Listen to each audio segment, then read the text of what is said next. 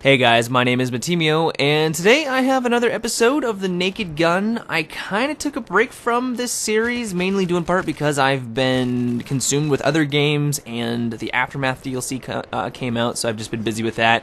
But I wanted to bring it back. I think it's a lot of fun, and if this is the first time you've seen this series, basically what I do is I choose a weapon, I use absolutely no attachments, hence the Naked Gun title, and then I let you guys know why I liked or why I disliked the weapons with its bare bone essentials. And for today, I'm going to be testing out or trying out the G3A3, and everyone has like their go-to weapons in Battlefield 3. A lot of it is the M16A3, the M416. Those are very reliable. They're kind of your all-purpose guns. But I really like the G3A3. I think it's got its niche, and it's not your all-purpose weapon. But if used correctly, it's one of the most satisfying guns in the game. And while I don't think it's as good with its bare bone, with nothing on it, I think it really does require some attachments. It's still a really fun weapon to use, and so I'll go into more detail as to why.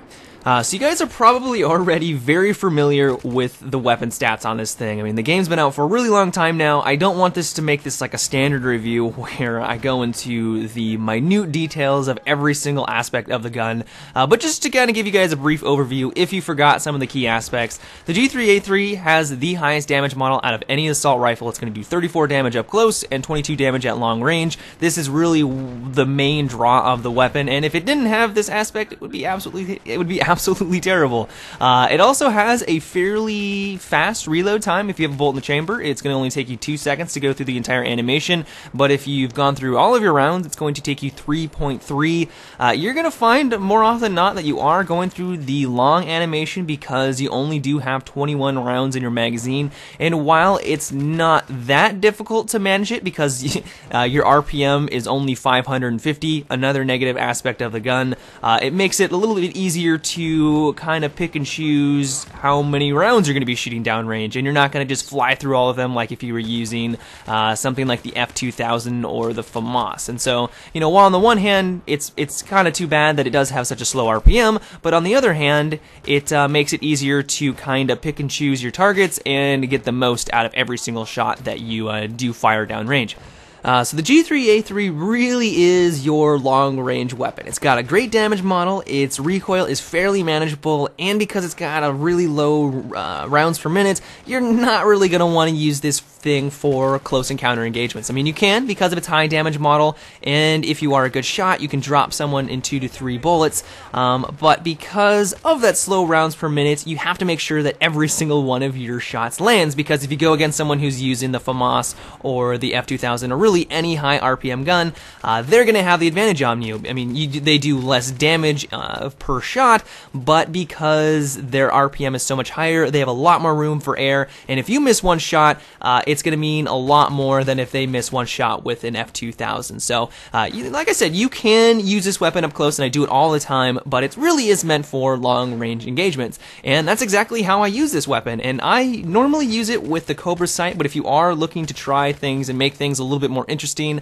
I will even use the rifle scope and switch the fire rate to single shot, and essentially it turns it into a sniper rifle. And I think I made a video about this many months ago, where I talked about the G3A3. If you do use the rifle scope and you change it to a single shot, it essentially becomes the recon class, but with the med kit, and that's awesome because that's one of the main drawbacks that I have for the recon, is that it doesn't have a lot. I mean, the tugs and the MAV are great, but having a med kit at your disposal and being able to revive your allies is just amazing. It's one of the best aspects of the class. Not only do they have the best weapons, but they just have amazing tools as well. And to have the firepower of the recon class, at least for long-range targets, and all those amazing tools at your disposal, really makes the G3A3 combination amazing.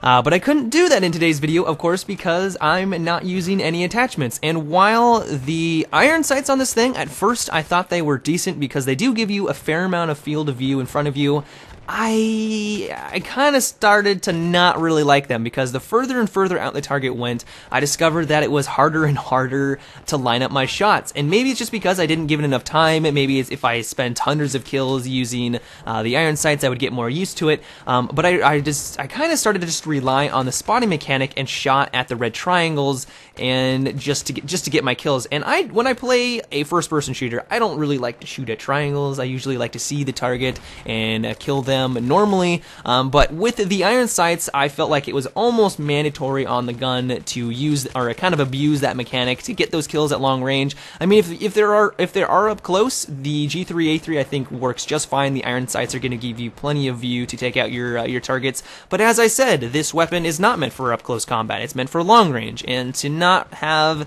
the best way of seeing your targets at those distances was definitely a drawback. Another thing I definitely missed when I was running this setup was not having the heavy barrel attachment, because of course it increases my long range accuracy, it increases my medium range damage, and overall it's just a fantastic attachment for this weapon.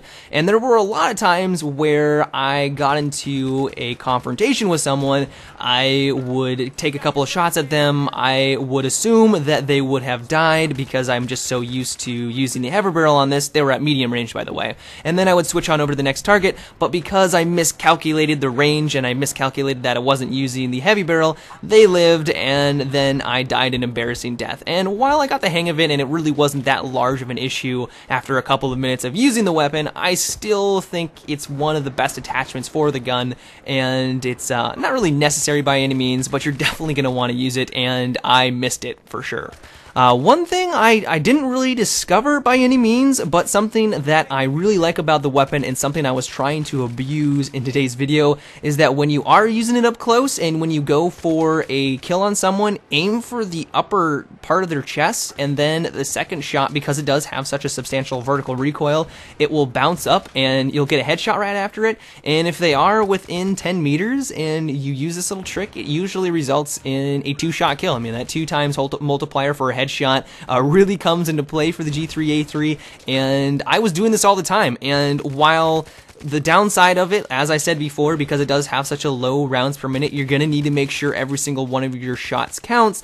If you are able to make every single shot count, the G3A3 leads to some very exciting moments where you're just switching from target to target, using this strategy, taking them out in 2 to 3 shots, and just having some amazing kill streaks. And it's one of the main reasons why I like the weapon so much, not only because it's got its niche, I mean, it's really meant for long range, but also because it feels like it's one of the weapons in the game that does require a fair amount of skill. And while I don't think that the M16A3 doesn't require skill, I think it's popular for a reason, because it just is so accurate. And while the G3A3 does have its downsides and also its amazing aspects as well, it just feels like a more skillful weapon, and I like to use weapons that require skill.